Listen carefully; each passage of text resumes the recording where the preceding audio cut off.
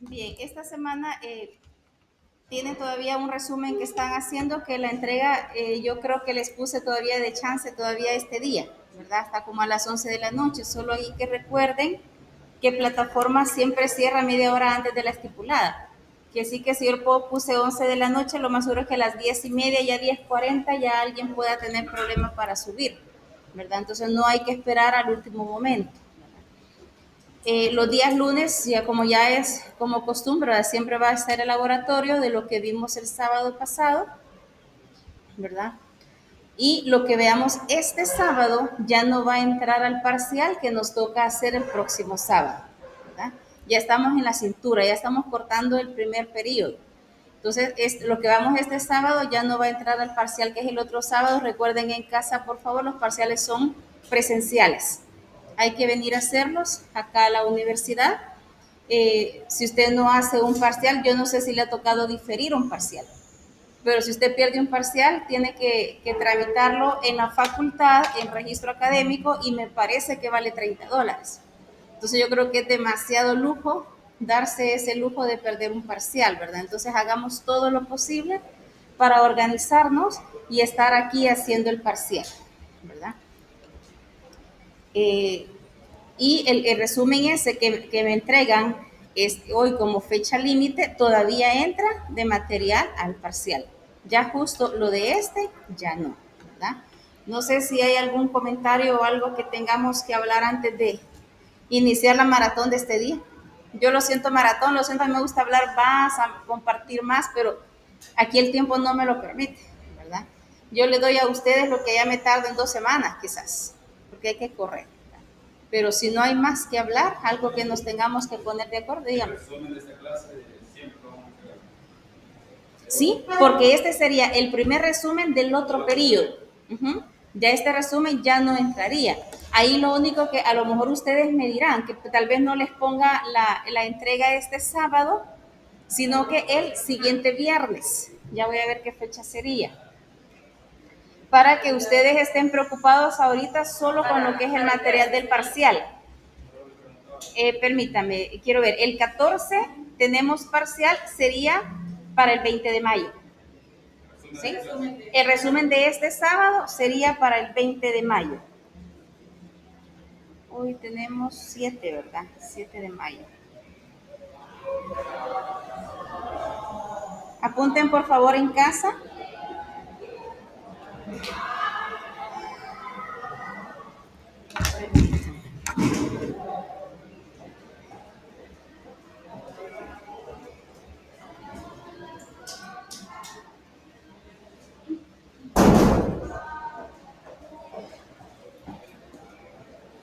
Me interesa que tanto los que están acá como los que están en casa apunten, ¿verdad? Porque desde el principio yo puse todas las cartas del juego, cómo se trabaja en esta materia, ¿verdad? Y para mí no es válido que me escriban y digan, es que mire, yo no me acordaba del laboratorio o yo no sabía y lo perdí. Lo siento, el laboratorio que van perdiendo, ese ya es un cero. Yo no puedo estar poniendo ni trabajos aparte ni nada. Usted sabe que está estudiando acelerado, entonces tiene que ser cumplido con lo que se está haciendo, ¿verdad? Porque créeme que hasta me puso alguien ahí, usted tendría que ser un poco más, no sé cómo me puso, porque como que yo tendría que ser más comprensiva, ¿verdad? Pero esta materia, yo no sé cómo han llevado las demás materias. Yo tengo años de trabajar con semipresenciales, ¿verdad? Y la carrera es así, pues, que tenemos que ir. En otras facultades la asistencia no es importante, en empresariales sí. En empresariales nos han dicho, tome asistencia y si alguien no está en clase, tenemos que darnos a la tarea de ver si están viendo al menos la clase grabada.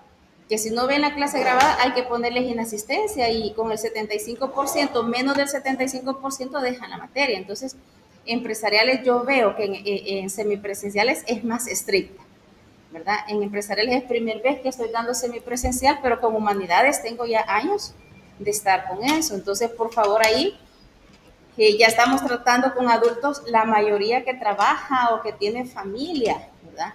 Entonces no estoy hablando con jóvenes que se despisten y que se les vaya a olvidar algo. Entonces ahí yo quiero que me tomen en serio y que después no me quieran hacer sentir como que yo soy la mala de la película, ¿verdad? No me quiso recibir el, el resumen y yo lo estaba mandando a las 10:40, a las 10:35, y si la plataforma ya cerró y yo ya se los estoy explicando en todas las clases, entonces yo digo que hasta cierto punto es injusto que me vengan a decir que yo soy la injusta. Yo trato de ser lo más comprensiva posible, pero dentro de la responsabilidad que ustedes tienen como estudiantes y que yo tengo como docente, ¿verdad? Porque si se fijan, yo he tratado de cumplir en ponerle los documentos. Ahí la obligación del estudiante es leerlos y al menos traer una leída, porque yo voy corriendo. No me puedo entretener ni a darles tantos ejemplos como yo estoy dando esta materia en ciclo normal. Pero ya ahorita yo ya llegué al tema donde ustedes se van a adelantar a lo que estoy viendo con ellos. Pues yo tengo que correr, entonces necesito que ustedes trabajen y troten, digo yo, al ritmo que la materia lo exige, ¿verdad? Porque sí, no me gusta que me quieran hacer a sentir mal que soy la que yo les esté bloqueando, ¿verdad? Me gusta hablar, me gusta ser comprensiva, créanme, cuando hay situaciones que lo ameritan, sí, pero que yo inscribo, al menos aquí siempre ha sido estricto, que si yo inscribo una clase, una materia, y yo sé que ya tengo choques o no voy a poder asistir, el docente no tiene por qué andar consintiendo, porque el que se inscribe y dice tengo que estar en esta clase tiene que ser responsable. Entonces yo sí les voy a pedir que al menos en ese aspecto se den a la tarea de leer el reglamento, para que al leer el reglamento usted esté claro de cuáles son las obligaciones que tengo yo y que tenemos todos, para no tener malos entendidos, porque en ningún momento quiero yo que tengamos malos entendidos. Yo no sé en qué más materias nos vamos a ver. No sé, porque al menos en las carreras generales yo lo doy hasta la matemática 3 en administración, matemática financiera. Entonces en las carreras de pregrado sí yo los veo bastante a los de administración. Entonces, aunque yo los vea solo una materia, yo quiero que al menos estemos bien y terminemos bien, ¿verdad? No sé si hay comentarios en casa o estamos bien. Iniciamos. Creo que tengo que ir a buscar el documento. Este lunes sí para el laboratorio. Sí, sí. Ah, sí, porque el laboratorio es de la tarea que me está entregando. Ujú. Es de la ¿cuántos laboratorios hemos hecho? Solo dos. Dos laboratorios, dos tareas, ¿verdad? Y tengo personas que no han hecho, los dos laboratorios no los han hecho. Tengo personas que dos tareas no me han entregado, o una tarea no me la han entregado. Entonces, ahí sí, entre más laboratorios hagamos, creo que salen más beneficiados, ¿verdad? Para mí, sí hagamos el laboratorio porque de manera indirecta los obligo a que al menos estudiemos otra vez esa tarea que están haciendo. Dígame. ¿Y la hora que va a estar habilitado el laboratorio de los lunes?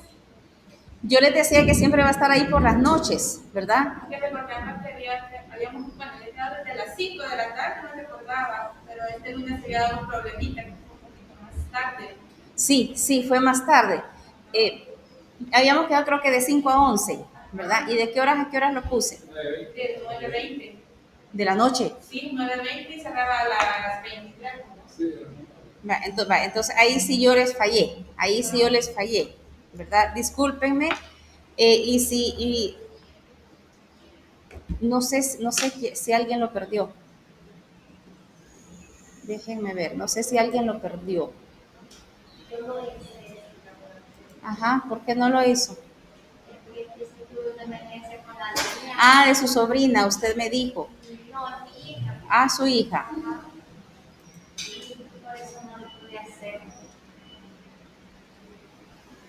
Quiero ver. Es este laboratorio. Laura Carolina, ¿y usted no? Jimmy Eduardo no lo hizo. Flor de María no lo hizo. José Heriberto, es usted, ¿verdad? No lo hizo. Ya ven, aquí están bien cuadriculados. Y si yo entro al nombre de cada uno de ustedes, me dice qué entró a hacer, cuándo entró, cuánto se tardó, cuántos clics dio, a qué le dio clic y qué estuvo leyendo. Entonces aquí estamos cuadriculados toditos. No lo hizo Helen, no lo hizo Yancy. Vaya, miren, la verdad que ahí sí yo les fallé. Lo que yo puedo hacer es, se los puedo habilitar hoy, pero me dicen de qué horas a qué horas, un par de horas. Yo tenía que haberse los puesto a las 5, 6, 7, 8, 9. 3 horas y media creo que me tardé. Ustedes me dicen. No sé si en casa hay alguien de los que se perdió ese laboratorio que quiera hablar. Jimmy creo que es uno de ellos. Jimmy Eduardo, ¿está usted en clase ahorita? No se preocupe, Cristian, al menos ya está acá. Jimmy Eduardo, quisiera saber si está en clase, porque al menos su foto está. ¿Qué opina sobre lo que les estoy ofreciendo?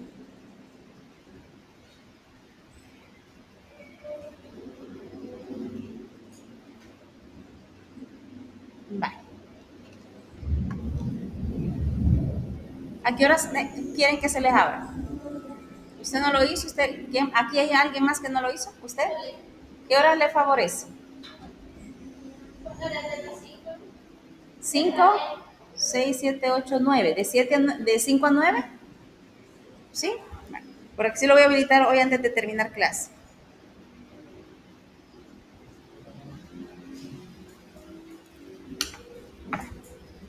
De acuerdo, entonces anoten en casa, ¿verdad? Que lo voy a habilitar justo hoy que termine esta clase para que lo hagan.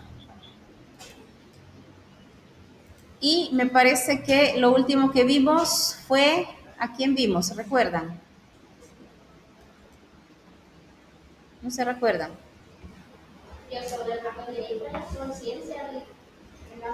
Hablamos exacto. ¿Y esto qué me pasó? Hablamos del acto humano, así es. Los temas que vimos el sábado pasado eran bastante de moral, ¿verdad?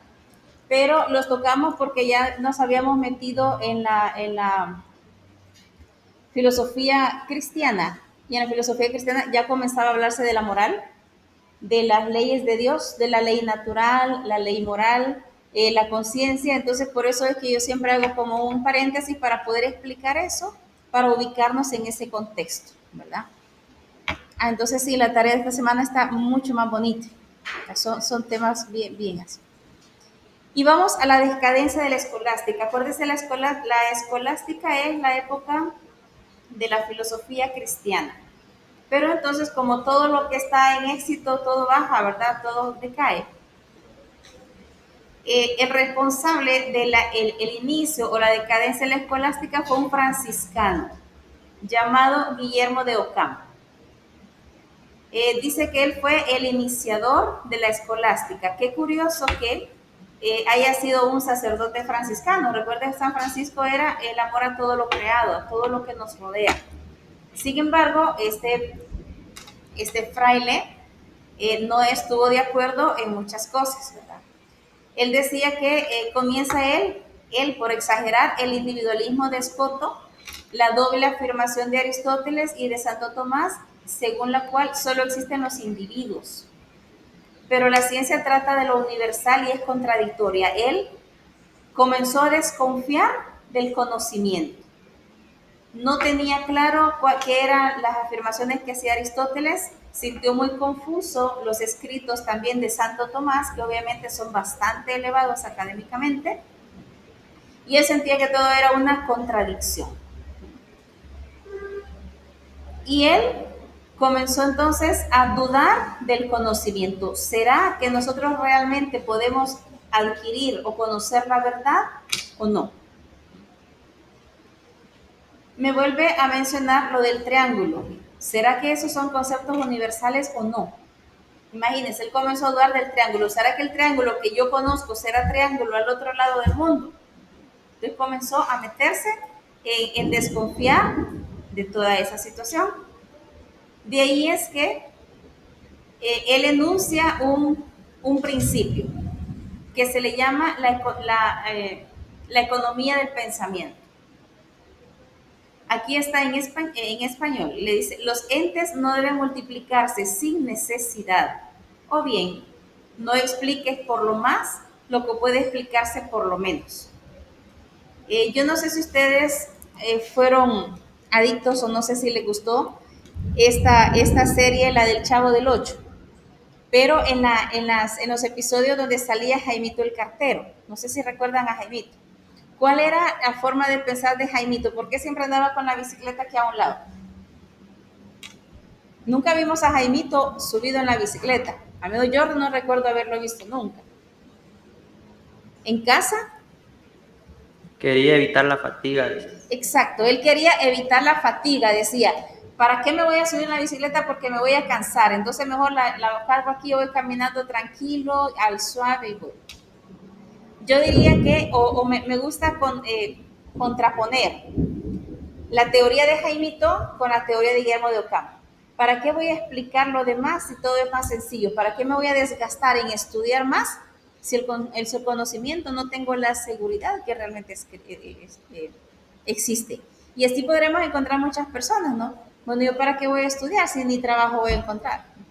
Bueno, ¿yo para qué me voy a poner a trabajar si todo lo tengo ahorita en la casa? Y es aquel pensamiento de, de que nada existe y entonces no me tengo que desgastar. Él decía, no solo la metafísica es imposible o falsa para Ockham, sino que también lo es la teología racional o conocimiento de Dios por medio de la razón. No quería él desgastarse en ningún momento. Se acuerda de que los franciscanos al inicio se mantuvieron alejados de todo lo académico, ¿verdad? Pero hubo algo que los hizo volver. A lo mejor Ockham quedó impregnado un poquito de llevar la vida al suave y mejor no desgastarnos por nada. Sin embargo, le hizo mucho daño a la filosofía escolástica en ese tiempo, porque entonces mucha gente lo siguió y comenzó a decaer esta filosofía. Esta radical separación entre el mundo del conocimiento natural y el de la fe trae como consecuencia la absoluta libertad en el terreno del pensamiento y la posibilidad de que la ciencia y la filosofía se desentiendan del orden sobrenatural, abandonándolo a la fe, y esto hace que se secularicen. La secularización significa separación en grupos, ¿verdad? Es como que de los que estamos acá, usted diría, mire, nosotros nos vamos a separar y cada uno va a estudiar esta materia por su lado, usted no nos explique nada. Y me dice, mire, nosotros vamos a hacer nosotros 3, nosotros 2 allá y ustedes 2 por acá. Entonces, yo diría, la filosofía se secularizó, simplemente se separaron y cada quien quiso hacer lo que quería hacer. Justo eso es lo que inició Guillermo de Ockham. Entonces, empirismo, agnosticismo y secularización son las características del pensamiento de Ockham. Que todo esto dio origen a otro tema que vamos a ver, creo que después de este, que es el Renacimiento.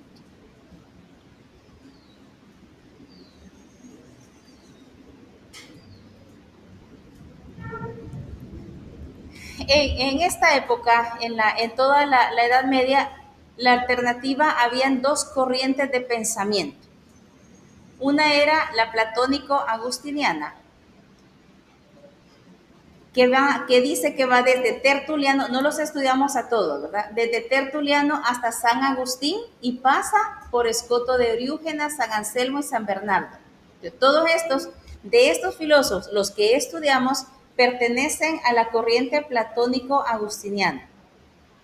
Pero ya cuando hablamos de San Francisco a Abelardo, por ejemplo, ya a eso se le llama la corriente de la mística, para que más o menos tengamos una idea de cómo se dio esa inicial separación.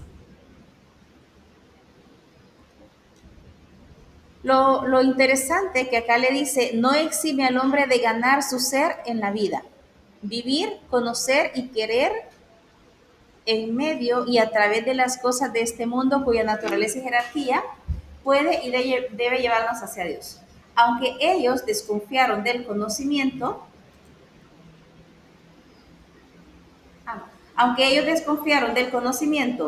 no se alejaron de la creencia de Dios. Hubo secularización.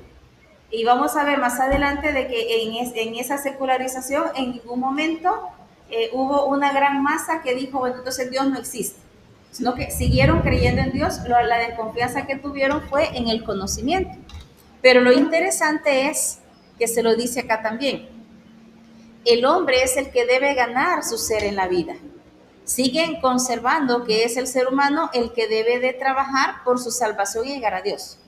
No se va a salvar simplemente por la gracia de Él, sino que tenemos que trabajar en esta vida, pues, para hacerlo.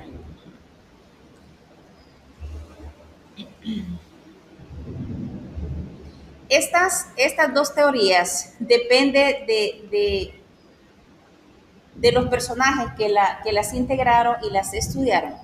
Algunos sostenían que en algún momento tal vez estas no serían tan contrarias, sino que a lo mejor podrían apoyarse mutuamente, ¿verdad? Y posiblemente también algo donde ellos se refugiaron mucho fue en el agustinismo.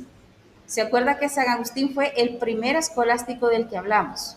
Que él hablaba, fue un hijo desordenado, decíamos, pero desde que él se convirtió, hizo incluso hasta muchos escritos, y él hablaba incluso de la teoría de la iluminación, que era Dios el que estaba guiando al hombre para sus buenas acciones. Aquí habla del complemento. No sé si con la carrera de este tema he dejado algo en duda o estamos claros, aquí y en casa.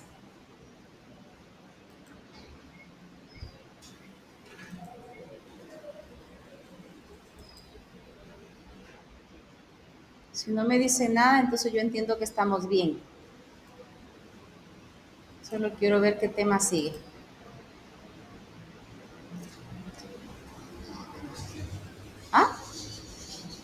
Sigue el Renacimiento, tiene razón.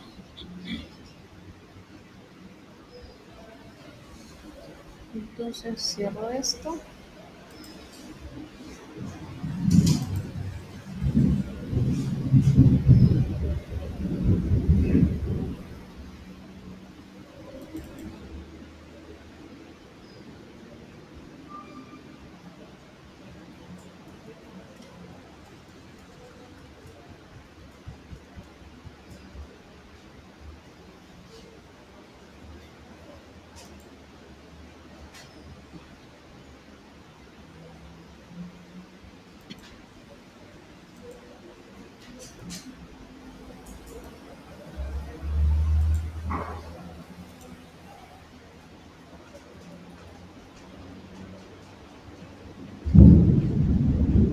Vamos a ver a dónde está cayendo esta agua.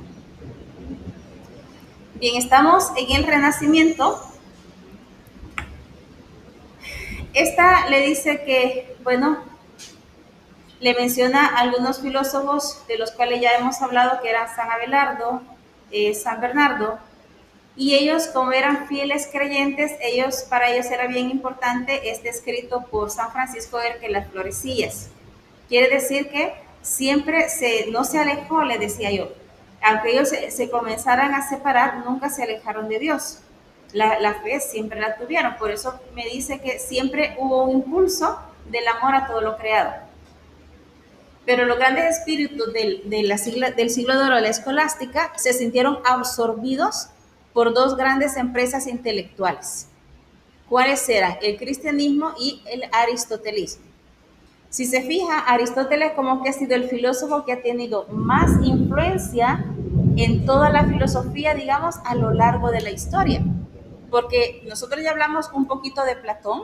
Sócrates, yo no sé por qué algunos me lo metieron en alguna tarea si ni siquiera lo mencionamos.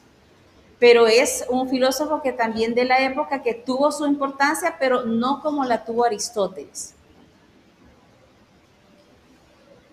Le dice que en esa historia los hombres se entregaron para un espíritu tan lleno y desinteresado de la fe. Siempre la fe anduvo por ahí. Le menciona las tres materias que componían el trivium romano, lo que ellos estudiaban en ese momento, y se le llamaban como materias humanísticas, diríamos. La gramática y la retórica fueron decayendo al mismo tiempo que la dialéctica, pero estas tres eran las que se estudiaban en los colegios y eran las materias en boga, ¿verdad? Ahí. Y llegamos a lo que es el Renacimiento. ¿Por qué se reconoce el Renacimiento? Eso es un renacer, ¿verdad? Viene algo nuevo. Y se caracterizó por un no rotundo a lo que en aquel tiempo había sido toda la filosofía cristiana. Por eso le llaman de que fue un movimiento negativo, una oposición. Yo diría que a veces el ser humano por naturaleza siempre decimos no. Yo no sé si a usted en algún momento en su trabajo le han dicho, mire, he pensado cambiarle de horario y le ponen un horario diferente al que usted tiene. No sé si le ha pasado, pero será de que de repente la primera respuesta que se nos viene a la cabeza es no, yo estoy bien en mi horario. O que yo les dijera a ustedes, miren, esta clase mejor la vamos a pasar para los domingos a las 10 de la mañana. Se quedaran así serios viéndome, pero les aseguro que en su mente dirían, no, estamos bien en esta hora. Entonces, casi siempre el ser humano se opone a los cambios que se le quieren hacer. Entonces, el Renacimiento por eso se caracterizó, un no rotundo. La actitud de los primeros renacentistas se abrieron a la belleza de la vida, al valor que la naturaleza tiene por sí misma. Ya hablando de belleza física, ¿verdad? Hablando de belleza de las artes que se pueden crear, por eso le dice que se apodera de esos espíritus. Cuando habla de los espíritus, habla de las personas del momento. Una profunda admiración hacia la cultura griega. Y desprecian obviamente todo lo medieval. ¿Por qué se caracterizó la cultura griega? Por el culto al cuerpo.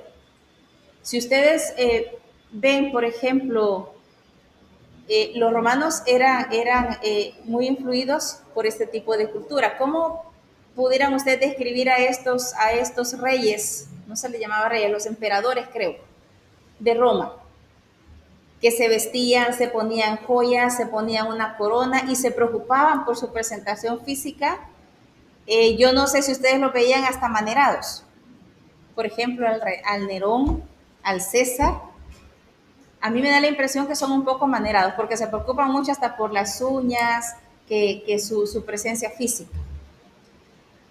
Tal vez no es que fueran amanerados, ni mucho menos homosexuales. Lo que sucede es que los griegos le comenzaron a dar culto al cuerpo. Y se comienzan a ver estatuas en las ciudades donde ya los hombres salen mostrando su cuerpo, mostrando sus músculos. A ellos se les debe el que ahora existen los gimnasios, donde la gente va a hacer ejercicio. Y si usted, o si analizamos, por ejemplo, en los gimnasios, lo que no falta en un gimnasio son los espejos. ¿Para qué? Para que la persona se esté viendo en el espejo cómo mueve los músculos cuando está haciendo ejercicio, cuando está bailando, etcétera. Espejos por todos lados. Pero esto viene de la influencia de la cultura griega. El culto al cuerpo y culto a la belleza. También le menciona que es la época de Miguel Ángel, Rafael, Leonardo da Vinci. Es una gran eclosión del espíritu creador. Estos eran pintores famosísimos. Que me parece que Miguel Ángel fue el encargado de pintar la mayoría de las iglesias católicas del momento, que incluso dicen, yo no lo he visto, que todavía hay pinturas de Miguel Ángel que todavía están ahí, en los cielos. Sin embargo, aquel fetichismo, ¿verdad? Ahí inicia todo lo que conocemos como fetichismo hacia la antigüedad pagana, originó pronto la tendencia de restaurar la cultura humanística. El hombre concebido como la medida y el fin de todas las cosas. Y ahí no andaban mal, ¿verdad? En desarrollo personal, yo creo que ustedes ya llevaron esa materia o no sé si la están llevando. Ahí cuando se estudia de las cosas, que todo tiene su teleología, todo ha sido creado para un fin, habla que es en la medida del cuerpo. Ahí le habla, por ejemplo, del martillo para cravar, de los guantes para meterlos en las manos, pero debe de ser a nuestra medida. Porque si a usted le regalan un par de zapatos, por muy caros y bonitos que sean, pero si es 2 tallas menos, ¿cómo los va a ocupar? No me sirven. Y cuando es muy grande también, no me sirve. O tal vez alguien dirá, yo puedo ocupar esta ropa para dormir, pero no para salir a trabajar o a ir a un lado, porque me queda demasiado grande. Por eso el hombre es concebido como la medida de todas las cosas que va creando. Me vuelve a mencionar que hubo una progresiva secularización y También frutos de anticristianismo y ateísmo. Les decía, aunque no fue en su mayoría, surgieron personas que dejaron de creer en Cristo y otros que simplemente querían también dejar de creer en Dios. Veamos qué más hay acá.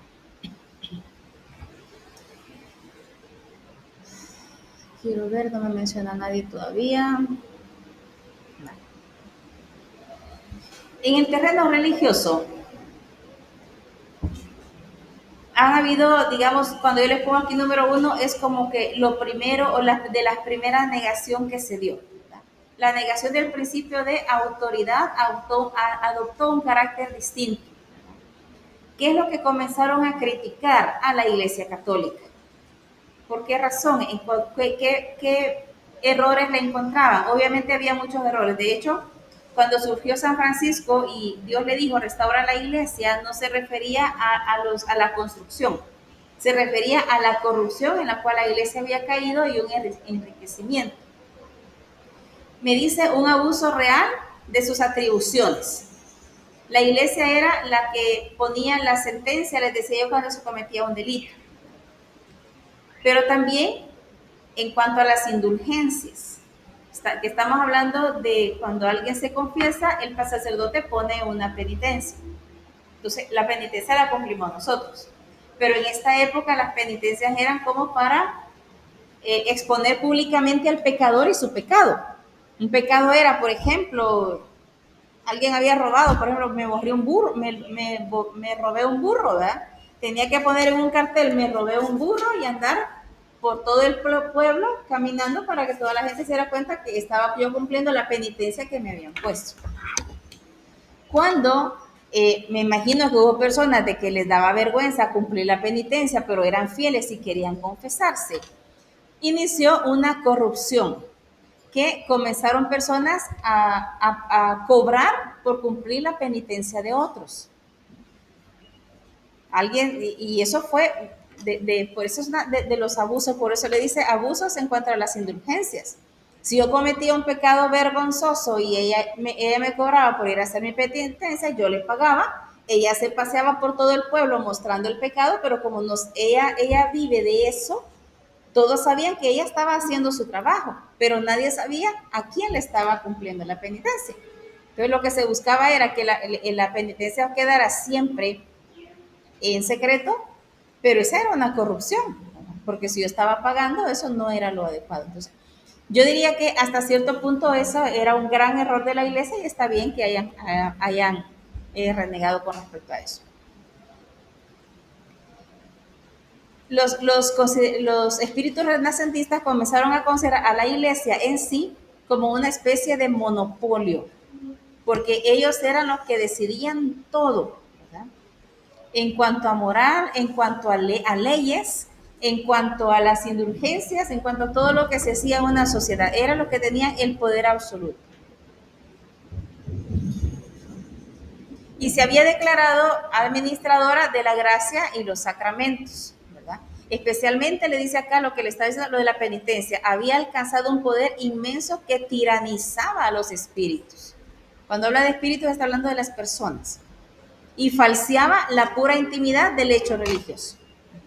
Ya se veía un negocio, ¿verdad? Y esta es obviamente la esencia del protestantismo. Ahí inicia el protestantismo. ¿Quién fue el iniciador? Un sacerdote de la orden de San Agustín, un agustino, Martín Lutero. Martín Lutero es famoso, ¿verdad? Por haber sido él el que se separó de la Iglesia Católica y él fundó su iglesia. Por eso a los hermanos que no son católicos le llamamos hermanos separados o protestantes, pero en ningún momento como ofensa protestantes, sino que ellos provienen de la línea de Martín Lutero, que él protestó contra la Iglesia Católica y simplemente se separó. ¿Cuáles eran algunas de las quejas o protestas que tuvo Martín Lutero con respecto a la Iglesia Católica? Entonces decía, si realmente Dios es la Sagrada Escritura, debe ser libremente interpretada por el creyente, sin que se interponga ningún otro interpretador. Quiere decir, Yo voy a leer la Biblia y yo voy a tratar de entender lo que Dios me dice a mí. No voy a necesitar de un sacerdote o de un predicador que me diga qué es lo que significa. Una de las primeras, ¿verdad? Bueno, creo que esa no está acá, pero también él protestó con respecto al celibato de los sacerdotes. Él decía, bueno, si voy a estar encargado de una iglesia, pues ¿por qué no me voy a casar? ¿Por qué no puedo tener yo una familia? Y así es donde nosotros vemos de que los hermanos protestantes, los pastores, ellos tienen su familia y son encargados de una iglesia y tienen a unos feligreses a los cuales ellos están guiando. La finalidad de él fue la libertad de pensamiento y la secularización del Estado que quedarían así cimentadas por el protestantismo, ¿verdad? Es bien interesante cuando uno busca realmente la historia de este Martín Lutero. Yo no me recuerdo en dónde está como la biografía de él, pero en la vida real, bueno, su mamá, obviamente las mamás seguimos a los hijos y la mamá se fue con Martín Lutero, pero cuando la mamá estaba en lecho de muerte, ella cuentan de que le preguntó a Martín si realmente él había hecho bien al separarse de la iglesia y principalmente en cuanto a la confesión antes de morir, porque ella le dijo de que ella quería morir pero confesada, siempre y cuando le decía, vos me digas si lo que hiciste estaba correcto o no. Entonces la historia cuenta que Martín Lutero le llevó un sacerdote a su mamá para que se confesara. Incluso él mismo murió confesado.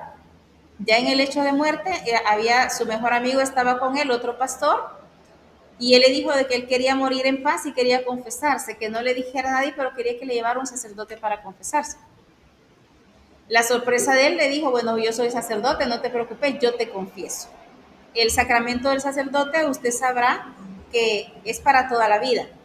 Lo que sucede es que cuando un sacerdote se sale, él ya no ejerce, pero sigue siendo sacerdote. Y el hecho de muerte de una persona, él puede confesar. Entonces Martín Lutero, él murió confesado.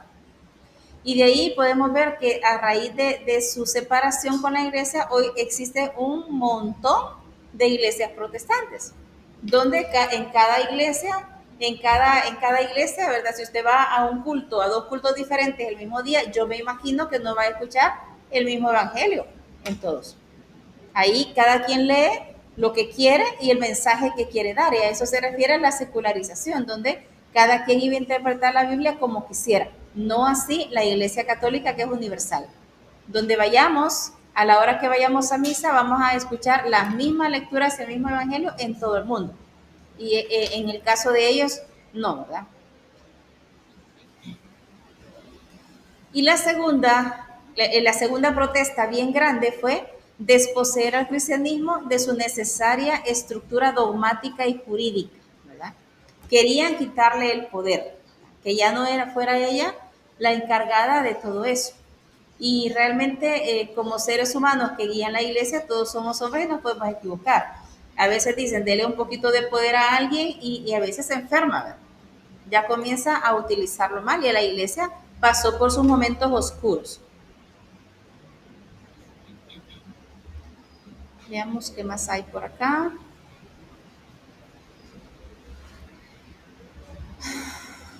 Bueno, dentro del Renacimiento, la iglesia también se organizó y lleva a cabo un gran concilio.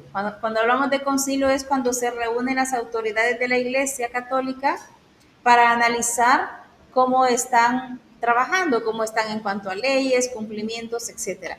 Y ellos son los encargados de poder hacer cambios en la organización de la iglesia.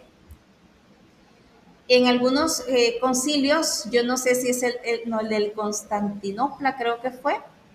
Usted, si es católico, conocerá que nosotros tenemos dos credos, decimos uno largo y uno corto. Entonces, el corto es el que se llevó a cabo, digamos, en el concilio de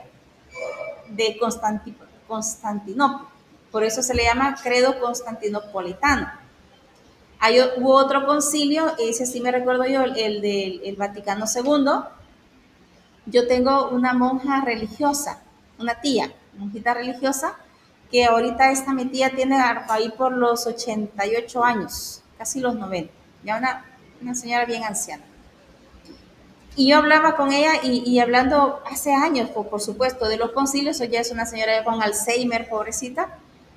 Ella me contaba a mi esposo y a mí que en el Concilio Vaticano II es donde se dio el cambio que ya las religiosas podían salir de los conventos a visitar a sus familias. Antes de eso no, me decía.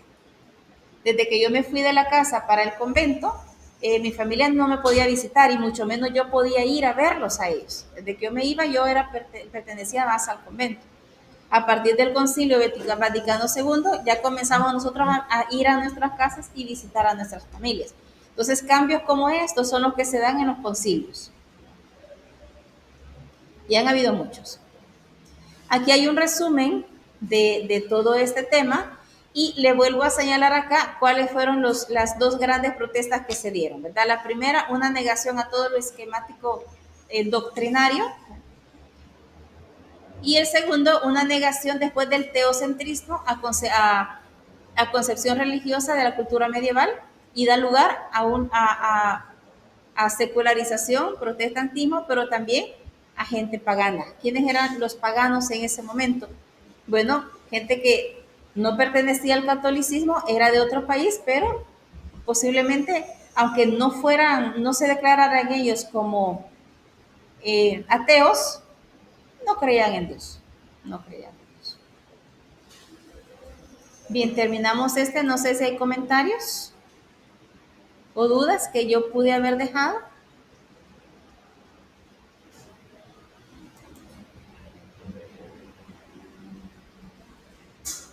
Una nueva concepción religiosa.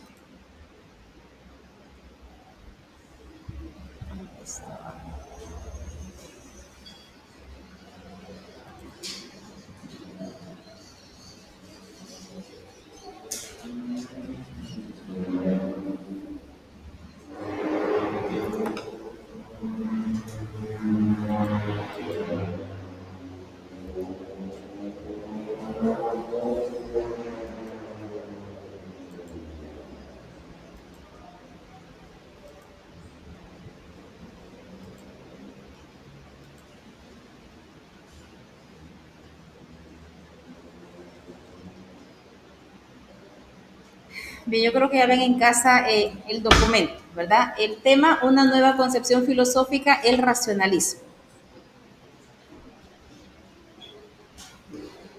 Con el racionalismo se ven o se inicia una nueva concepción original del universo, y a eso se le llamó racionalismo, viene de razón, como de pensar más. Ellos estaban de acuerdo en que bien el mundo había sido creado por Dios, eso no entró en discusión.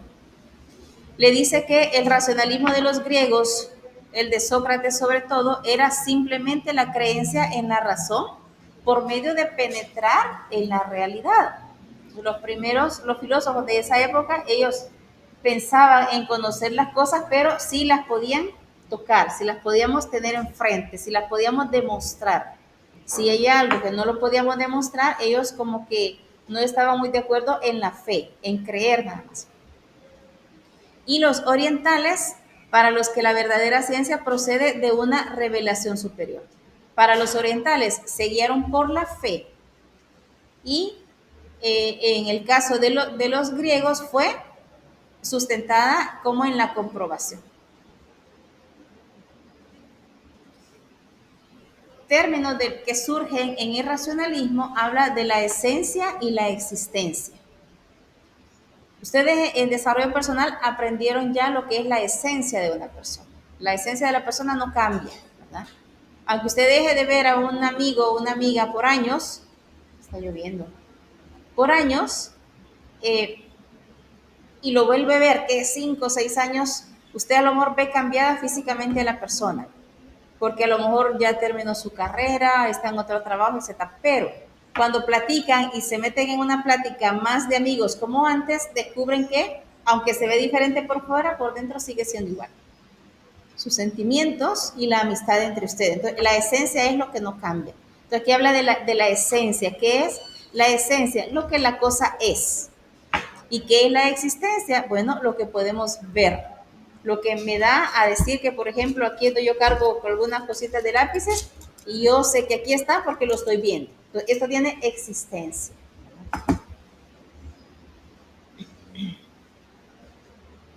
Entonces, la existencia es evidente, obviamente, porque yo lo estoy viendo. Le dice, mi esencia ha sido siempre la misma, no exige pues la existencia por sí misma, ¿verdad? La esencia de cada uno de nosotros, obviamente, no la podemos tocar, pero sí la podemos sentir y la podemos ver. ¿Cuándo la vemos? En la existencia de la persona, porque la persona es la que actúa. Cuando tenemos seres que pueden o no pueden existir, cuya esencia no conlleva la existencia, los filósofos le llamaron contingencia. No es el término contingente que nosotros tenemos, ¿verdad? Cuando nosotros hablamos de un plan contingente es como un plan B por si el plan A no me funciona. Aquí la contingencia significa que hay cosas que tienen esencia, la esencia está, pero no necesariamente tienen que existir. Si yo les pregunto a ustedes ahorita, si pensamos en un ser muy querido que ya no está con nosotros porque ya murió, ¿qué es lo que recordamos nosotros de ellos? ¿Qué es lo que recordamos de ellos?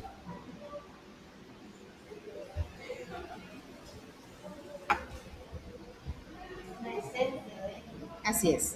Cómo eran con nosotros, cómo se reían, cómo se desenvolvían. Nosotros recordamos su esencia, quiere decir que su esencia está, aunque ya físicamente no está. Yo diría, ellos en este momento tienen contingencia, porque la esencia está, porque está en nuestros recuerdos que hemos vivido con ellos, pero son seres, llamémosle así, contingentes.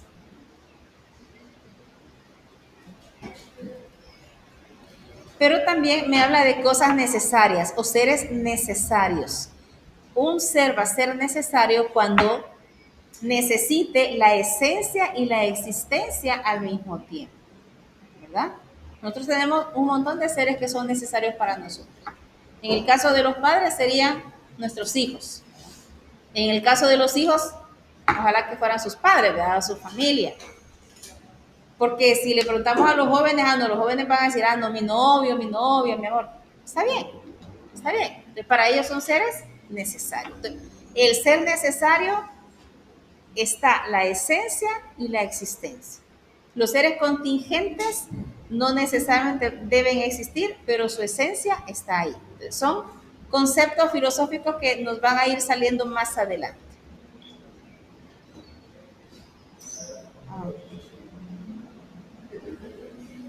Nosotros, dice, vemos unas cosas como necesarias y otras como contingentes. Ahí estamos claros, creo, con el ejemplo que los ejemplos que acabamos de estar hablando. Según la concepción racionalista, la contingencia no es algo real, sino un defecto de nuestro modo de ver las cosas, de nuestra capacidad de conocer, ¿verdad? Ese era el concepto de ellos, ese era como un defecto. Cuando nosotros recordamos a alguien lo que vivimos con ellos, estamos recordando, según los racionalistas puros, su defecto, pero no como defectos malos, sino que eran palabras que ellos utilizaban para describir lo que recordaban de ellos.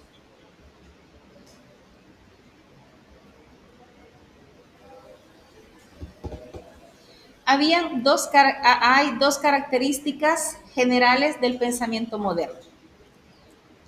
La primera es reducir los órdenes superiores más complejos a los inferiores.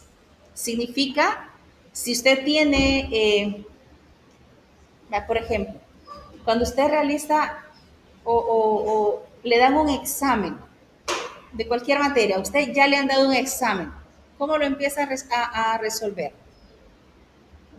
¿Qué es lo primero que hace al darle el examen? Lee las indicaciones. ¿Qué más? Le ponen el nombre.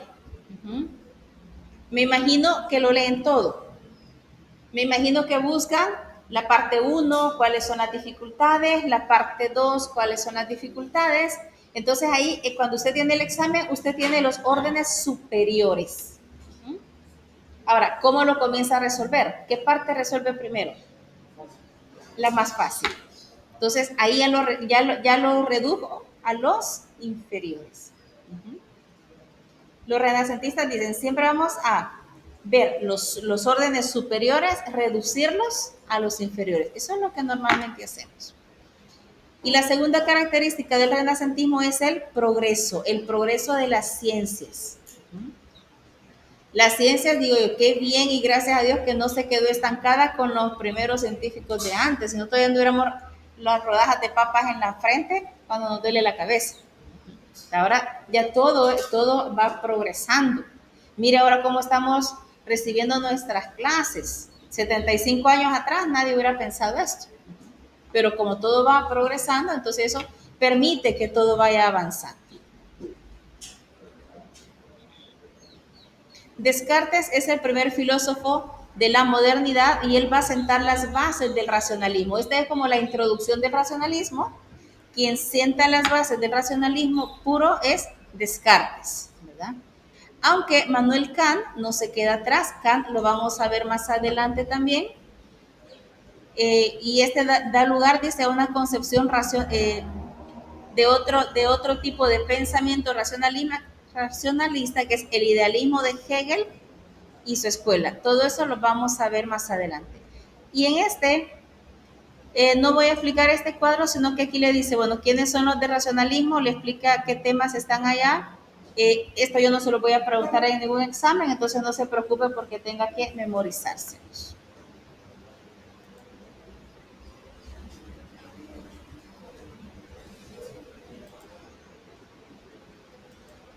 Y creo que vamos al último, creo que Descartes, sí.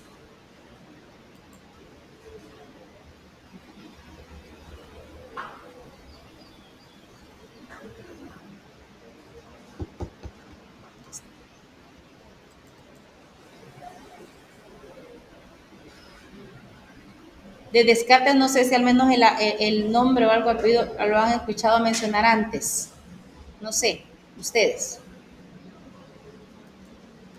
¿Nadie en casa, nadie ha escuchado nunca hablar el apellido de Descartes? Aquí nadie. Nada, Yo filosofía, acá nada. en Calchuapa hay como que hay un colegio que se llama René Descartes. De verdad, yo no sabía, mire qué interesante. No sabía, entonces hoy vamos a conocer un poquito de él. Entonces, Descartes. Por aquí creo que me menciona el nombre de él, ajá. Descartes, los años solo es como para ubicarnos en tiempo y espacio. Filósofo moderno, hablamos ya de la filosofía moderna. Ya no se trata de un clérigo, ya no es un sacerdote, sino de un noble, y los nobles tenían que dedicarse a las armas. Entonces René Descartes, él ejerció las armas, ¿verdad? Y a las letras. Quiere decir que también fue un estudioso. Acuérdese que todo noble tenía la posibilidad de ir a los colegios y tener una muy buena formación académica, ¿verdad? Él, bueno, hablaba latín, pero hablaba con mucha elegancia, le dice acá, el francés. Estudió en el mejor colegio de Francia de su época, ¿verdad?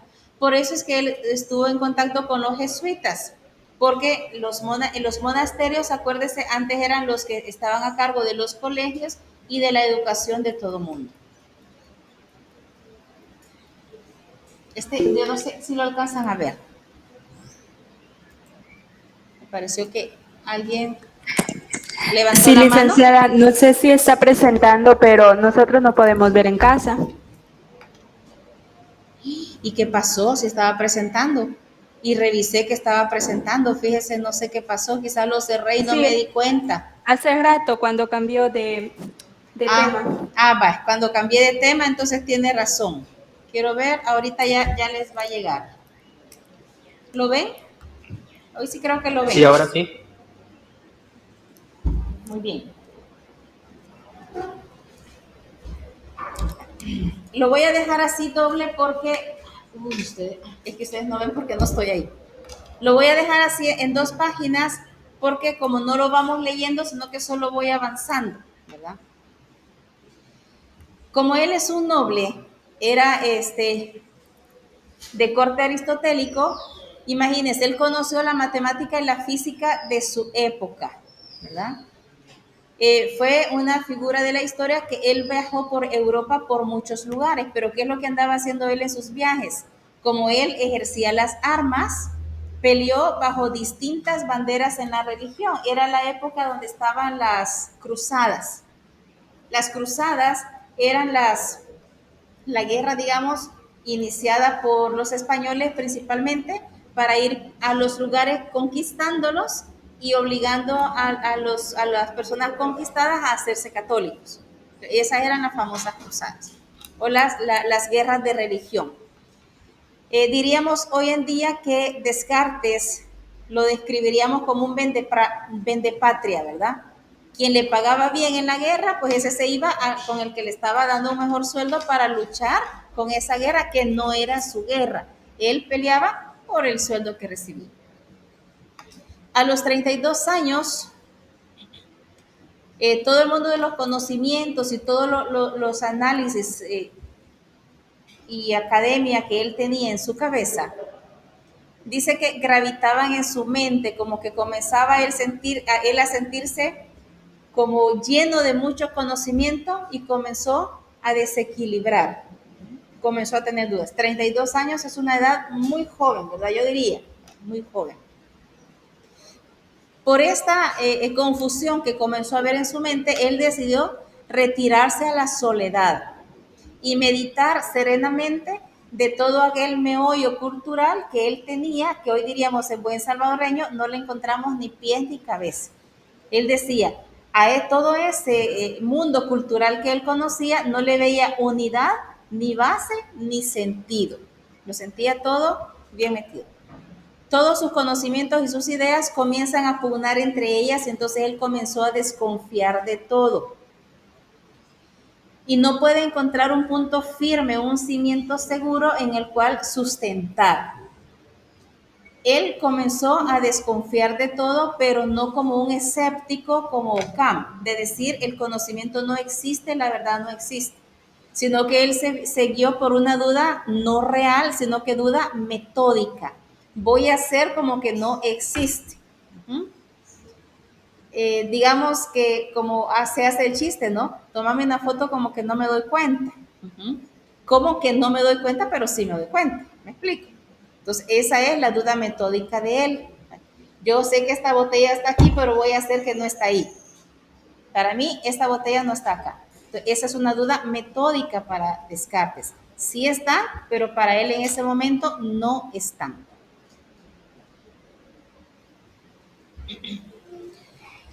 ¿Para qué inventó ese método? Porque él está buscando que le conduzca por vía segura y con pasos firmes hacia la construcción de la ciencia y poder así tener una garantía de que el conocimiento que él tiene es real.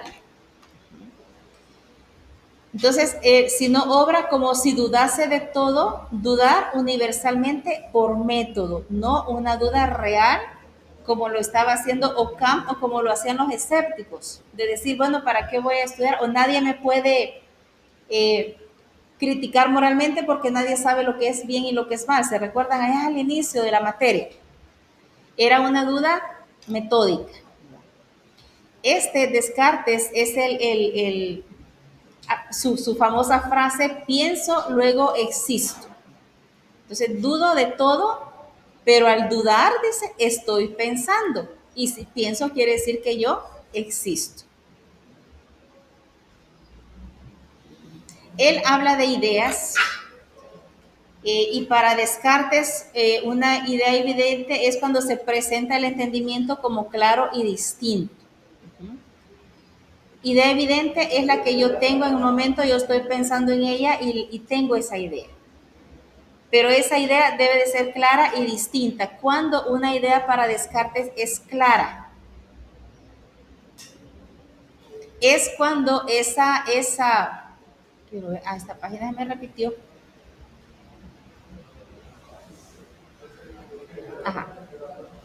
Una idea para Descartes es clara cuando se conoce separada,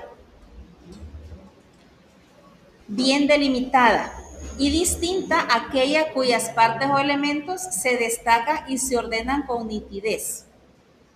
Veamos cómo les explico esto. Nadie más carga, usted carga agua, ¿verdad? Una idea clara para mí es mi botella. Pero si yo le agarro la botella de ella, la de ella, y las pongo aquí, las 3 botellas para mí serían una idea distinta. ¿Por qué? Porque yo puedo decir, esta es mi botella, esta es suya y esta es suya. Quiere decir, esa idea distinta yo la puedo dividir en más partes.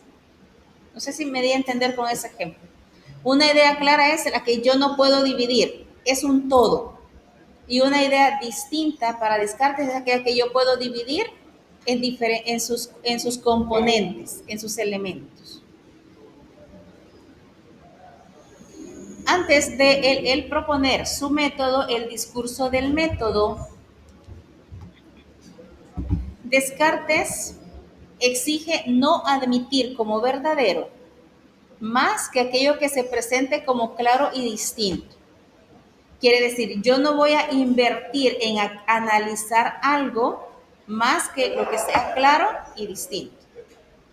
Ese es como el primer paso del discurso del método de Descartes. ¿Cuál es el segundo paso para él? Manda a dividir cada dificultad que exime en tantas partes como sea necesario para poderlo resolver. La tercera, prescribe conducir ordenadamente el pensamiento partiendo de los objetos simples o evidentes hasta llegar al más complejo. Y la cuarta, sugiere hacer recuentos y revisiones generales. ¿Verdad? Si a veces sin darnos cuenta o sin conocer a Descartes, por eso yo les preguntaba si conocían a Descartes, nosotros aplicamos el método de Descartes en la mayoría de las cosas que nosotros queremos resolver. Bien, por ejemplo, pensemos un ejemplo de la vida real. Tengo yo una amiga o ustedes tienen un amigo y se peleó con su pareja. Pero nosotros somos amigos de la pareja. Entonces viene mi amigo y me dice, o mi amiga, ¿no? Me peleé con fulano. Entonces, para mí, ¿eso qué sería? ¿Sería una idea clara y distinta o no? Viene mi amiga y dice, me peleé con Pedro, por ejemplo. La idea clara sería, es que hay un pleito. ¿Y cuál sería la idea distinta?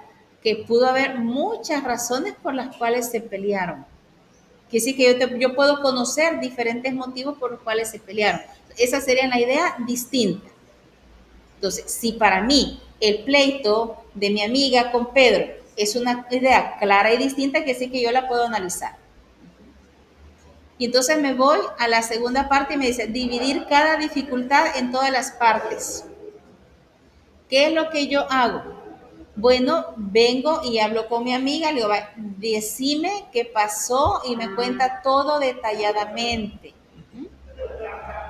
¿Qué es lo que tendría que hacer también? Ir a hablar con Pedro, porque como los dos son mis amigos, no quiero escuchar la versión de Pedro y quiero escuchar la versión de mi amiga.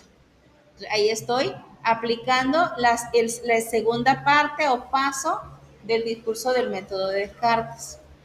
La tercera, conducir ordenadamente el pensamiento. Ya tengo yo la versión de mi amiga y tengo la versión de Pedro. ¿Qué hago entonces? Comienzo a analizar y a tratar de darle solución o al menos tratar de ver quién tuvo la culpa en ese problema que tuvieron. Ahí estoy en parte 3.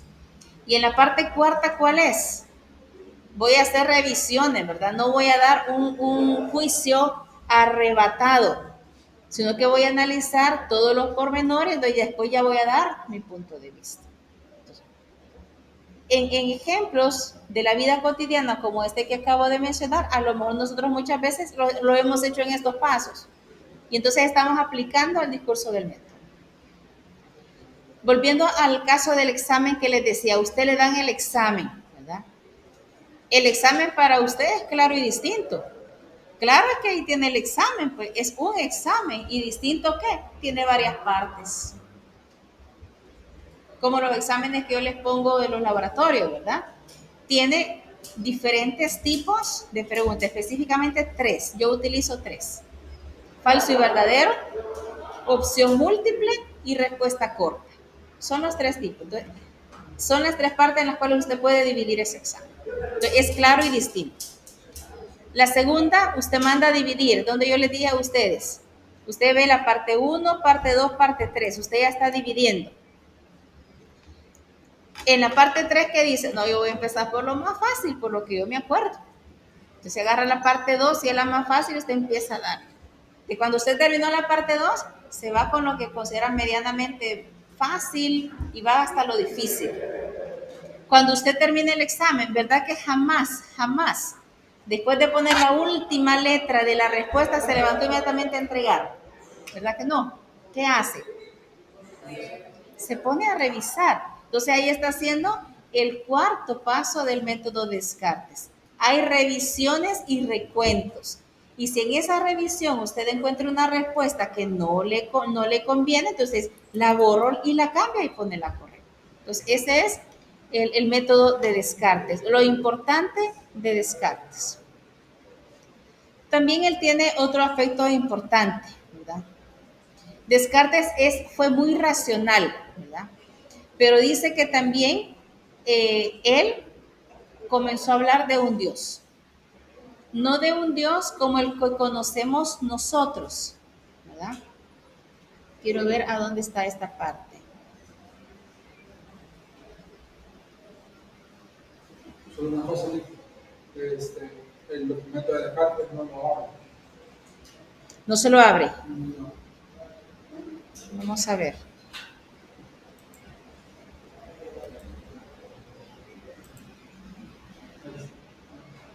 No, es que usted tiene que darle clic a la semana y cuando le da clic a la semana ya le despliega los temas, ¿verdad? Ahí sí ya se lo tiene que abrir.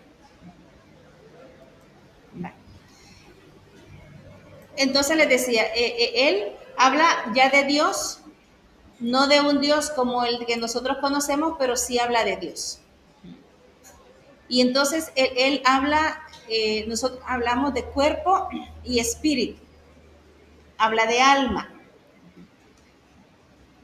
Habla de un alma que las almas son de una naturaleza de todo diferente. El atributo o característica de la materia es la extensión.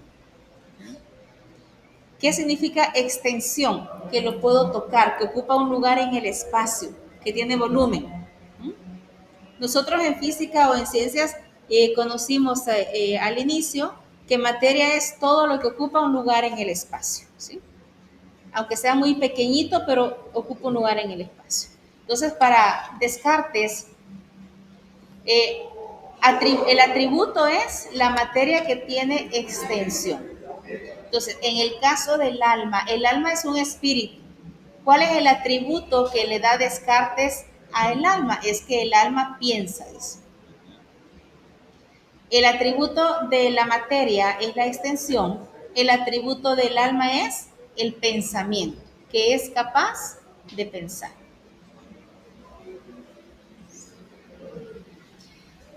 Como existe alma y espíritu o cuerpo y alma, aparte de esas dos sustancias, Descartes añade una tercera. Y es aquí donde aparece, esa tercera es Dios. Lo que no es pensante no es alma. De aquí su extraña idea de que él pensaba sobre los animales. Para Descartes, el alma era pensante. Me parece que con ustedes, yo al inicio, cuando hablábamos de San Agustín, yo les decía, ahora la definición de alma para nosotros es soplo de vida o chispa de vida. Y yo les decía, los árboles que están ahí tienen alma vegetal porque están vivos. Si yo los corto y se mueren, su alma desaparece. Los animales tienen alma irracional porque tienen vida y nosotros tenemos alma espiritual. Pero como para Descartes el alma era algo que piensa y él pues sostenía que los animales no pensaban, Fíjese cómo describía los animales. Son meros mecanismos puramente materiales, como que fueran aquellos robots, ¿verdad? Que se mueven como por inercia, pero no tenían alma. Yo diría que es uno de los pensamientos equivocados de Descartes, ¿verdad? Que los tomaba como simplemente mecanismos. Veamos qué más hay de Descartes. Ahí termina lo más importante, ¿verdad? Entonces, para Descartes, su método es lo más importante, pero también, aparte del atributo, ¿verdad? Es materia, espíritu, ya habla de Dios, ¿verdad? No sé si he dejado dudas con respecto a Descartes. Entonces, yo creo que hoy hemos terminado bastante temprano, 5:05. Entonces, dejo la grabación para tomar